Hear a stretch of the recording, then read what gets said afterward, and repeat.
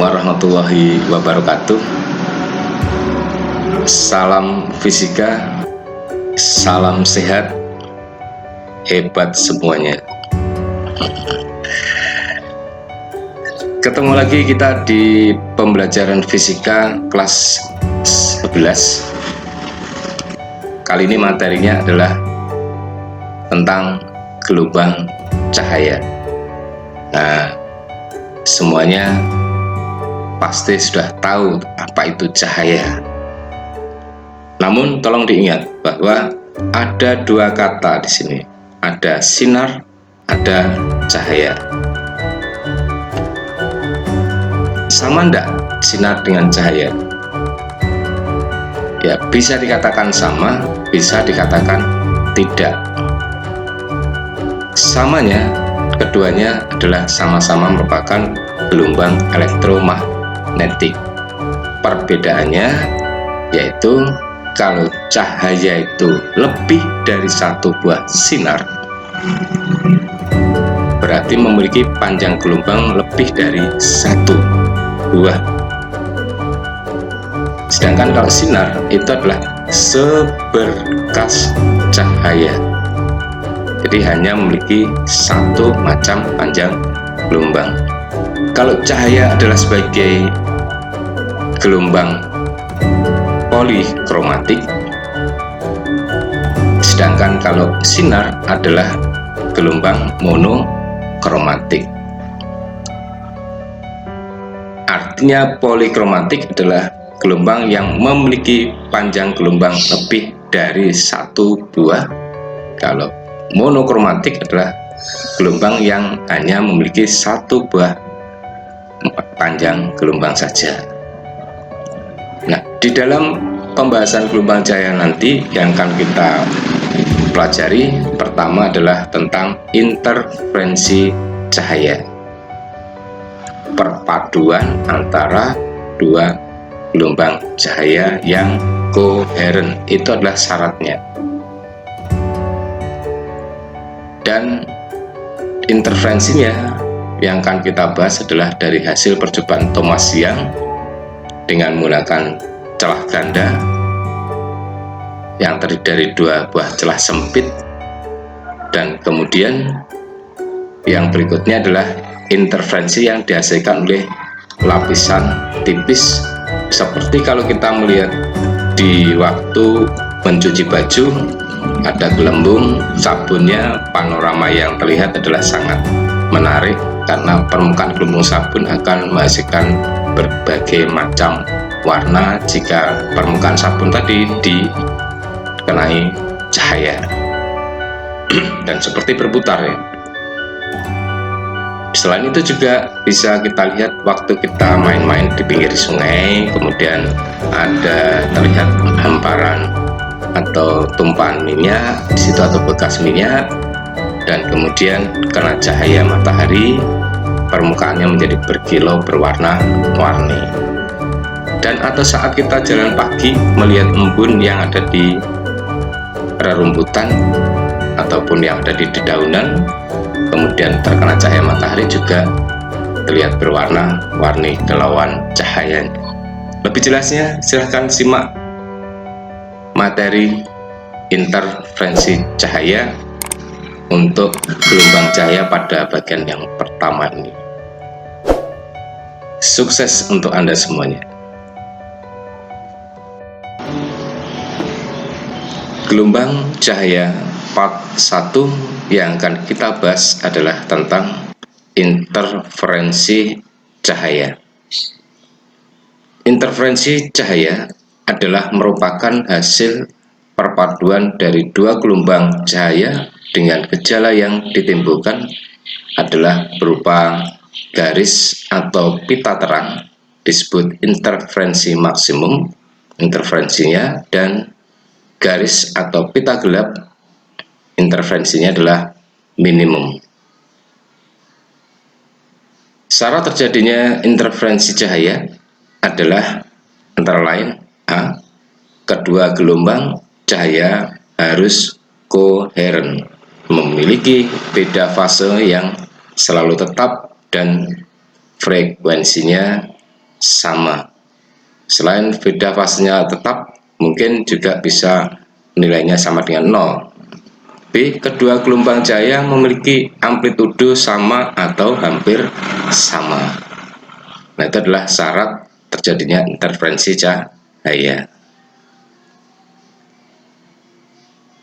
Selanjutnya tentang interferensi cahaya ini terjadi pada celah ganda, kemudian disebut sebagai interferensi celah ganda yang dilakukan percobaannya oleh Thomas Young dengan menggunakan celah ganda yang terdiri dari dua celah sempit yang memiliki jarak tertentu.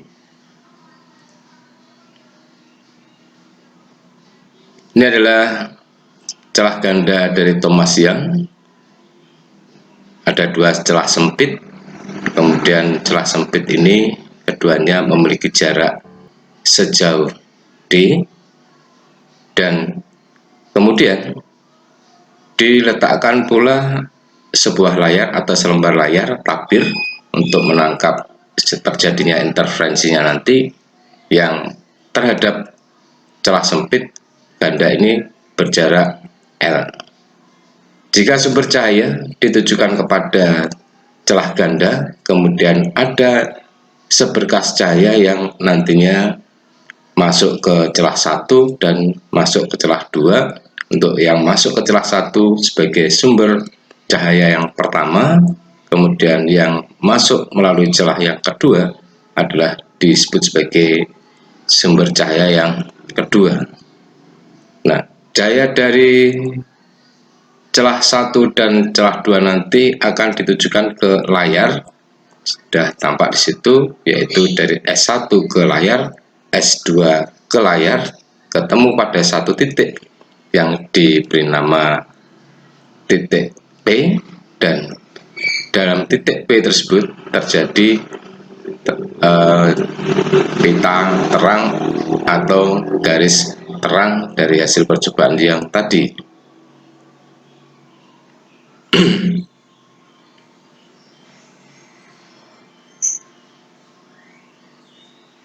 Ternyata setelah ditarik garis S1 ke arah S2 dengan arah terhadap S2 adalah saling tegak lurus seperti pada gambar dan membentuk suatu segitiga siku-siku dengan sudut lancipnya adalah sebesar theta.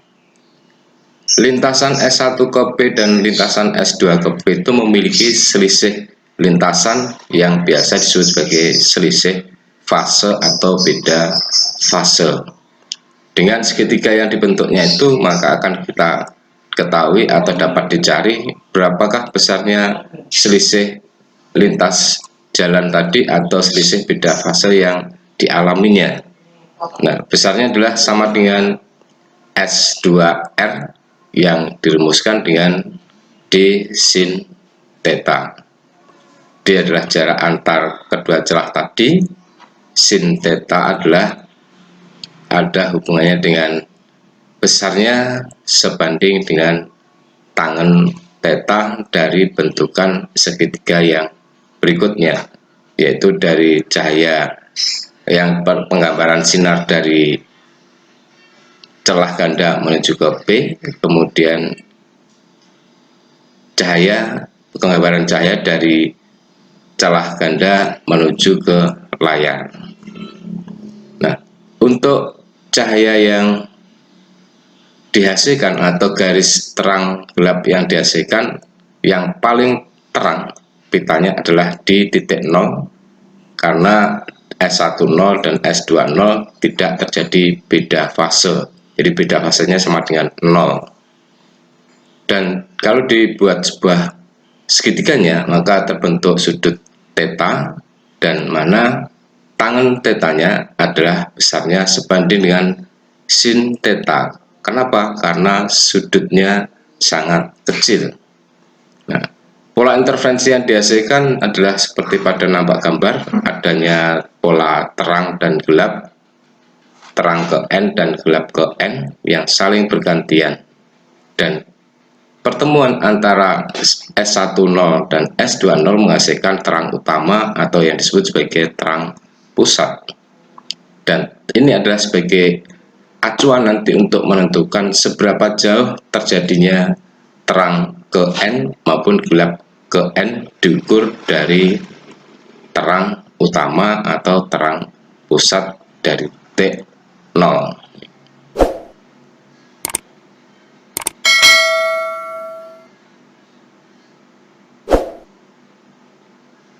Selisih lintasan cahaya atau beda fasenya dari sumber S1 dan S2 adalah delta S, di mana delta S ini adalah nilainya konstan yang besarnya adalah dari selisih antara S2P dikurangi S1P, atau juga bisa dinyatakan delta S besarnya sama dengan D sin theta, karena S2P min S1P itu besarnya setara dengan D sin theta.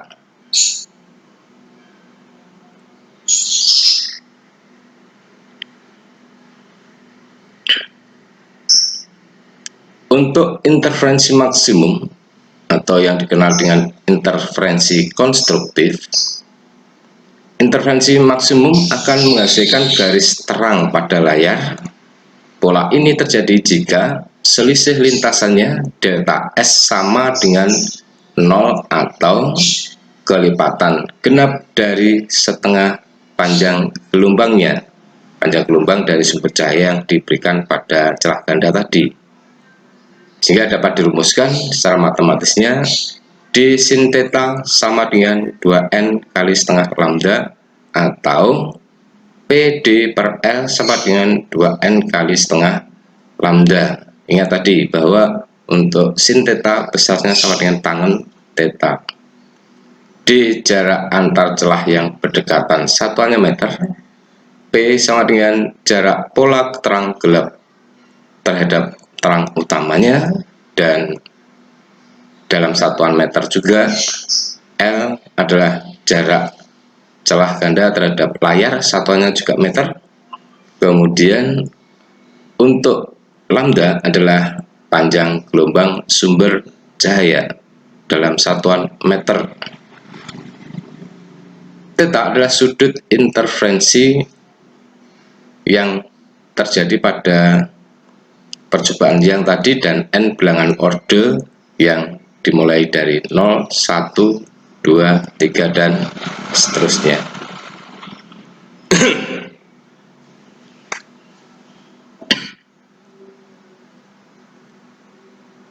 Kemudian untuk interferensi minimum atau interferensi destruktif, interferensi minimum akan menghasilkan garis gelap pada layar, dan pola ini terjadi jika selisih lintasannya delta S-nya sama dengan kelipatan ganjil dari setengah panjang gelombangnya.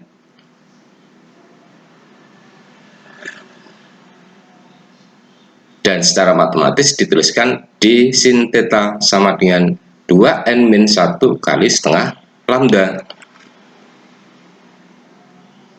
atau PD per L sama dengan 2N min 1 kali setengah lambda. Jadi D sin theta itu sama dengan PD per L. Nah, besaran yang lain, jarak antara garis terang dan garis gelap yang saling berdekatan, misalnya dinyatakan dengan delta Y. Delta Y besarnya adalah sama dengan L lambda per 2D. Dan untuk jarak antara dua garis terang atau dua garis gelap yang saling berdekatan, misalnya dilambangkan dengan delta X, maka delta X sama dengan L lambda per D.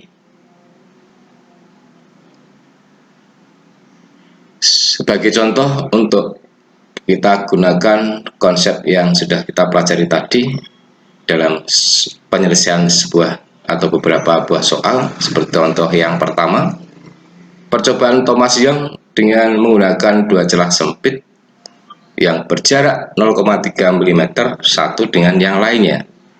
Jika jarak layar dengan celah ganda 1 meter dan jarak garis terang pertama dari terang pusat adalah 1,5 mm, maka panjang gelombang sumber cahaya yang digunakan adalah titik-titik.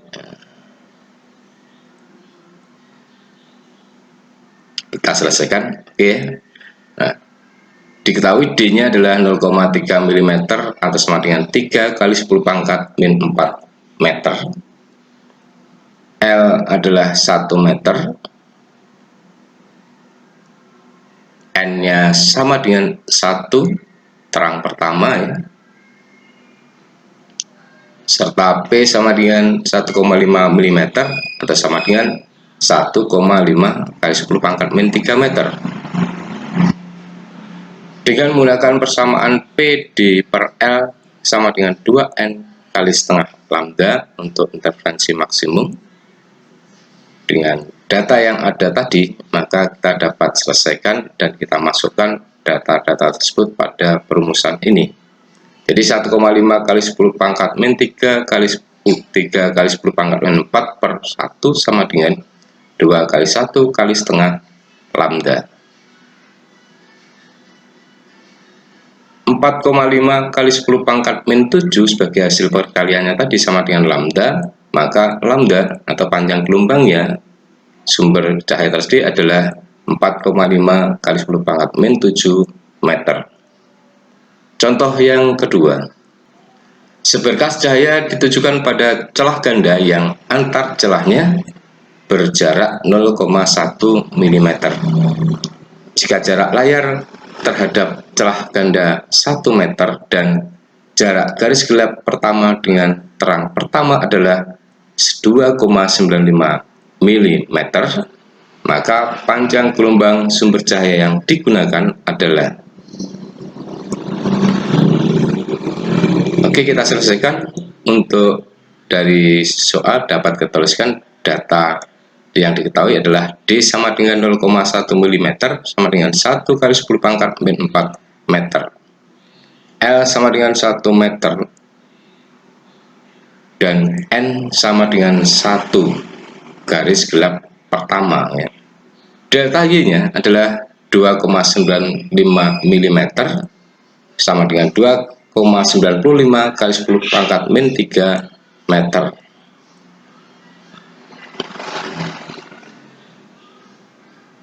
Delta Y sama dengan L lambda per 2D, maka lambda sama dengan 2D kali delta Y per L. Dengan memasukkan angkanya 2 kali 1 10 pangkat min 4 kali 2,95 kali 10 pangkat min 3 dibagi 1, maka lambda sama dengan 5,90 kali 10 pangkat min 7 meter atau sama dengan 590 nanometer. Contoh soal yang ketiga, pada percobaan Thomas Young dengan celah ganda yang antar celahnya berjarak 1,5 mm, jika jarak layar terhadap celah ganda adalah 2 meter dan panjang gelombang yang digunakan dari sumber cahaya tersebut adalah 600 nanometer. Tentukan A, jarak gelap keempat dengan terang utamanya, dan B, jarak garis terang kedua dengan garis gelap yang keempat yang terdekat. Nah, ini ada berbeda sedikit soalnya ya, jadi kita selesaikan. Tulis dulu apa yang diketahui, yaitu D sama dengan 1,5 mm atau 1,5 kali 10 pangkat min 3 meter. Dan L sama dengan 2 meter, lambdanya 600 nanometer sama dengan 6 kali 10 pangkat min 7 meter. Yang A, jarak gelap keempat dengan terang utama itu bisa diselesaikan dengan menggunakan persamaan PG4 kali D per R sama dengan 2N-1 kali setengah lambda.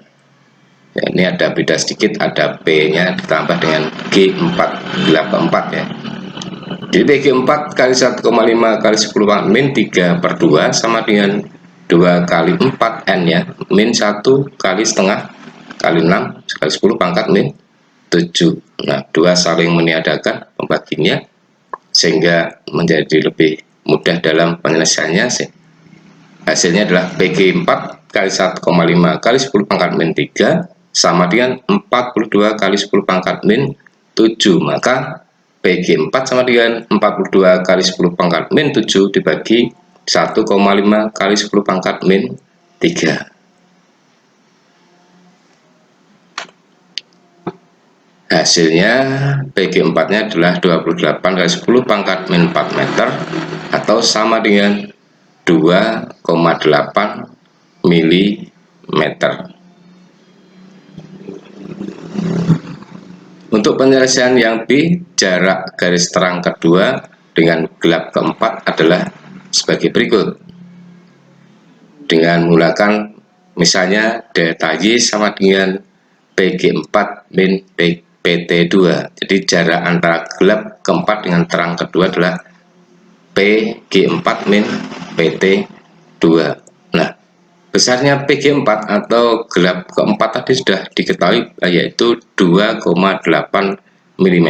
Maka di sini kita harus mencari dulu besarnya jarak terang kedua terhadap terang pusatnya, yaitu dengan menggunakan perumusan PT2 D per L sama dengan 2N kali setengah lambda. PT2 kali 1,5 kali 10 pangkat min 3 dibagi 2 sama dengan 2 kali 2 kali setengah kali 6 kali 10 pangkat min 7. Maka PT2 kali 1,5 kali 10 pangkat min 3 sama dengan 24 kali 10 pangkat min 7, sehingga bisa dipindahkan ke ruas kanan, yaitu PT2 nya sama dengan 24 kali 10 pangkat min 7 dibagi 1,5 kali 10 pangkat min 3 sama dengan 16 kali 10 pangkat min 4 meter atau 1,6 mm. Dengan demikian maka jarak antara terang kedua terhadap gelap keempat dapat diselesaikan dengan memasukkan nilai PG4 nya tadi adalah 2,8 dikurangi PT2 nya 1,6, maka jarak PG4 terhadap terang kedua atau delta Y nya adalah 1,2 mm. Contoh soal yang keempat, garis terang orde kedua terjadi ketika cahaya dengan panjang gelombang 400 nanometer jatuh pada dua celah dengan sudut 30 derajat terhadap arah berkas semula. Hitunglah jarak antara kedua celah tersebut. Kita selesaikan ya. Yang diketahui lambdanya 400 nanometer sama dengan 4 kali 10 pangkat min 7 meter. Tetanya 30 derajat. Ingat tadi 1 meter sama dengan 10 pangkat 9 nanometer.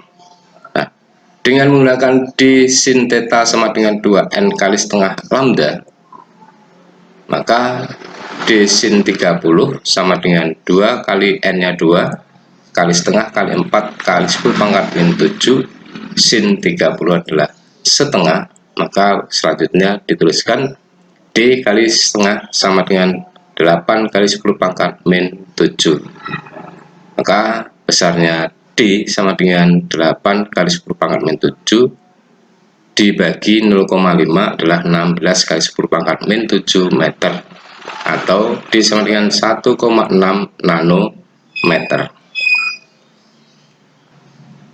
Materi selanjutnya adalah tentang interferensi yang terjadi pada lapisan tipis.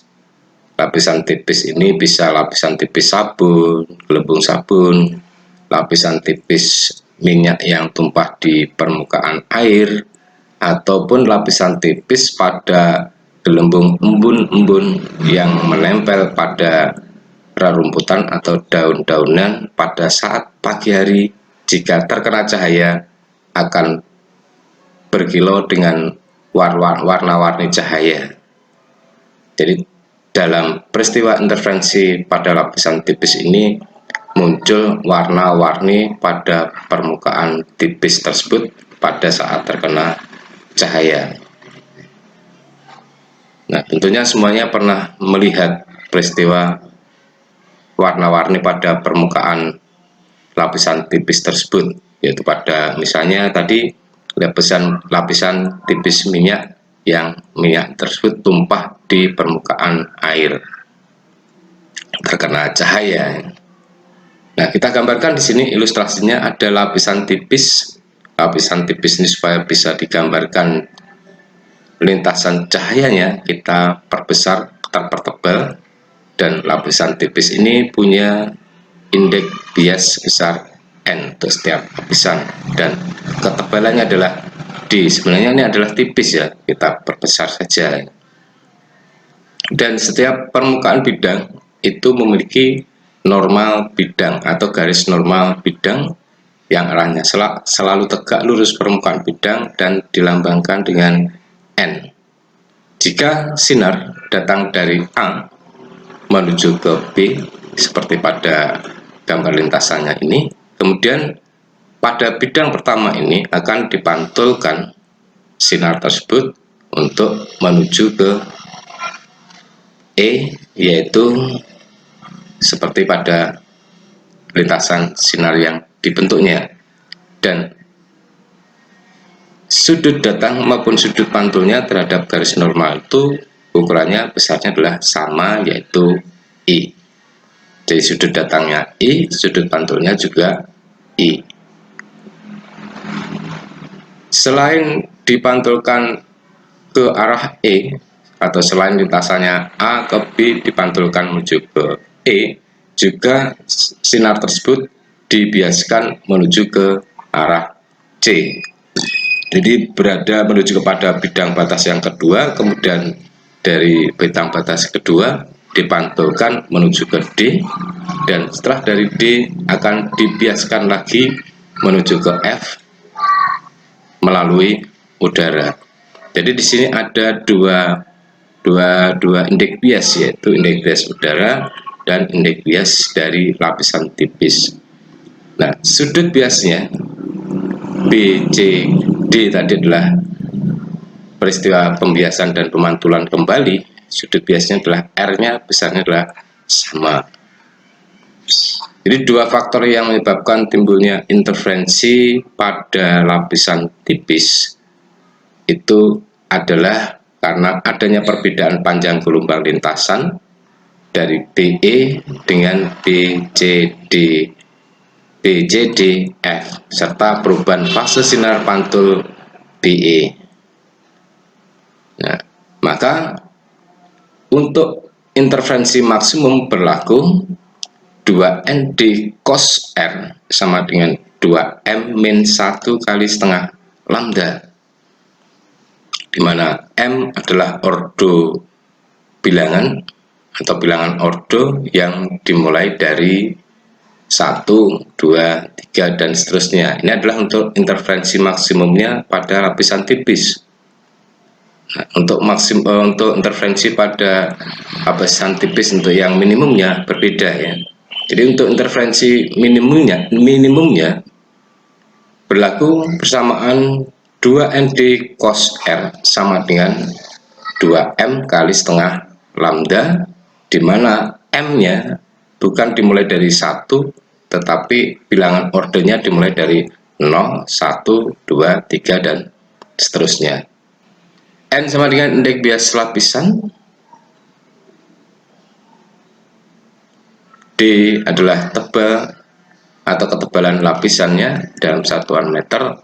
R sudut bias cahaya. Dan kemudian untuk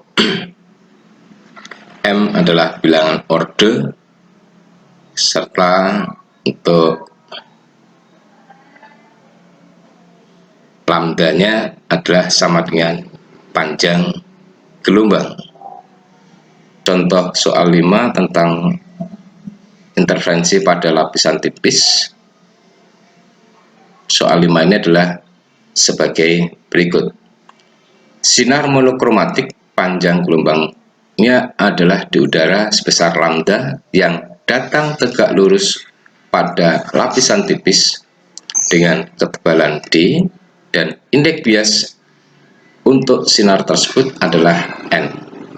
Selaput tipis tersebut berada di udara, maka pemantulan sinar itu akan mengalami interferensi minimum bila D adalah titik-titik.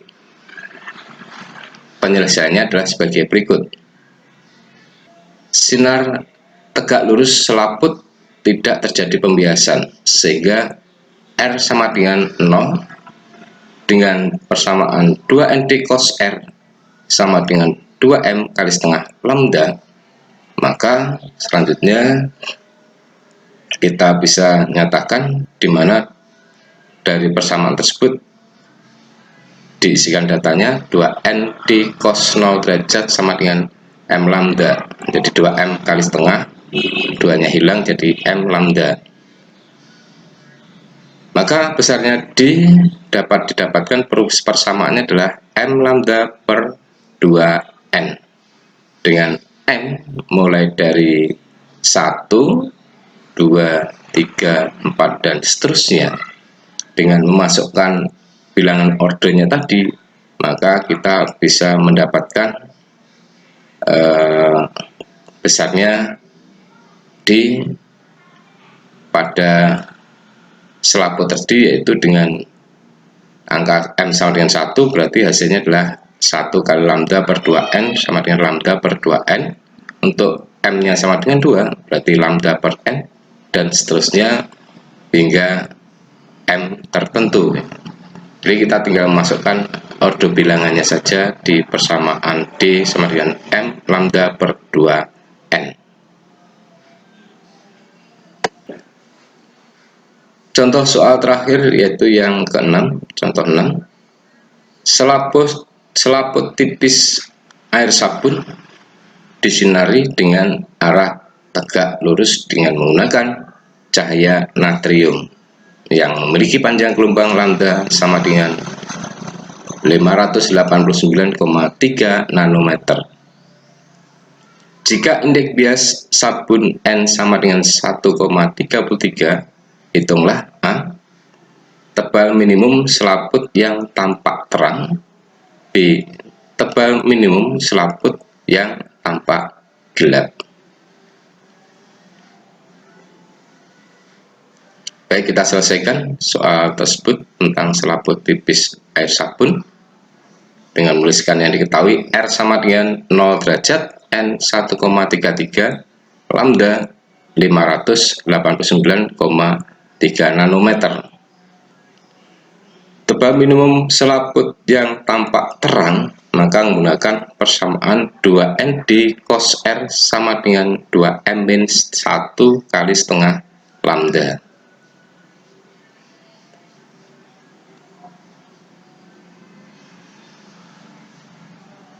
Jadi 2 kali 1,33 di cos 0 derajat sama dengan 2 kali 1 min 1 kali setengah kali 589,3. Cos 0 sama dengan 1. Hingga hasilnya adalah 2,66 kali D sama dengan 294,65. Maka D adalah sama dengan 294,65 dibagi 2,66. Hasilnya adalah 110,8 nanometer. Untuk yang B adalah tebal minimum selaput yang tampak gelap ya, dengan menggunakan persamaan 2N D cos R sama dengan 2M kali setengah lambda. Jadi A dan B itu ada bedanya, nampak jelas ya. 2 kali 1,33 D cos theta cos 0 derajat sama dengan 2 kali 1 kali setengah lambda. Maka 2,6 D sama dengan 589,3 D sama dengan 589,3 dibagi 2,66, hasilnya adalah D sama dengan 221,5 nanometer. Demikian tadi pembahasan interferensi cahaya, bagian dari materi gelombang cahaya yang sudah kalian pelajari tadi. Semoga materi tadi dan sudah kalian pelajari tadi bermanfaat untuk Anda semuanya dan menjadikan Anda semuanya menjadi orang yang hebat. Salam fisika, salam sehat, hebat untuk semuanya. Wassalamualaikum warahmatullahi wabarakatuh.